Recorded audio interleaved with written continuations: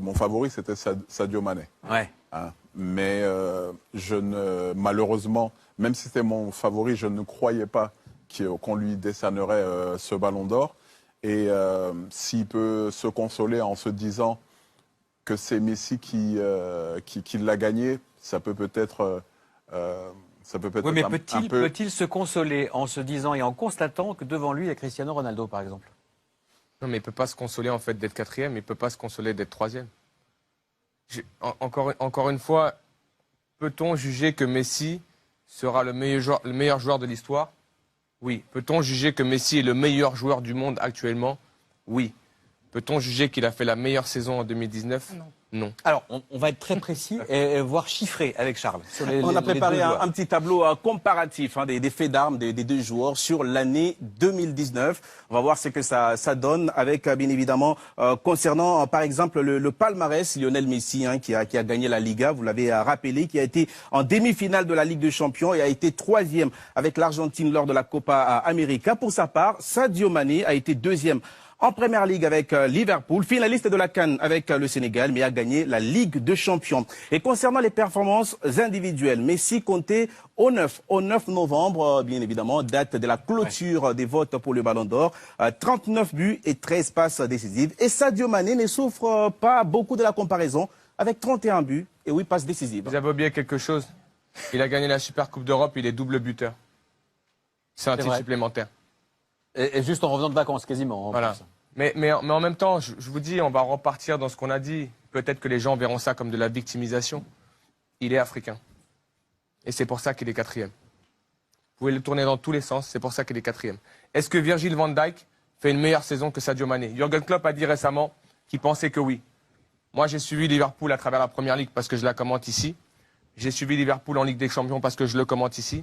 Je suis sénégalais, j'ai supporté Sadio Mané, mais à un moment donné, il faut être pragmatique et honnête dans ce qu'on dit. Celui qui me dit qu'aujourd'hui, Virgil van Dijk a fait une meilleure saison que Sadio Mané, qu'il me donne les critères, qu'il vienne discuter avec moi, on s'installe et on développe et on débat. Il n'y a pas de problème.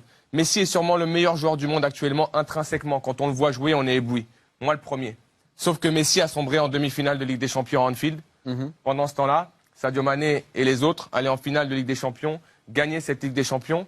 Et on a pu voir par le passé que malgré tout, lorsque vous gagnez autant de choses que l'a fait Sadio Mané cette saison, le voir quatrième du Ballon d'Or, moi je vous le dis, c'est un scandale pur et simple. Après, les gens qui ont voté, ils ont voté en leur âme et conscience. Mais si c'est voté pour dire qui est le meilleur joueur du monde ou de l'histoire, on peut voter Ronaldo et Messi encore pendant 2 ou 3 ans. Maintenant, on doit prendre en considération Sadio Mané, Mohamed Salah, d'autres joueurs d'ailleurs qui font des grandes saisons parce qu'on ne se rend pas compte à quel point c'est difficile de maintenir un niveau comme celui-ci pour ces joueurs-là et que je peux vous garantir que même si Sadio va se consoler parce qu'il a gagné la Ligue des Champions, parce qu'aujourd'hui Sadio a beaucoup d'humilité, mais lorsque vous vivez ça, que vous voyez quatrième du Ballon d'Or après cette saison-là, sincèrement, on ne peut plus prendre un trophée comme celui-ci. Faire de plus. Ouais, après, il faut rappeler une chose, c'est que dans les critères, certes, il y a le sportif, il y a les performances, mais il y a un autre critère que Charles adore. C'est ironique, c'est l'aura du joueur. Et ça, on en a parlé dans les émissions, on en a parlé entre nous.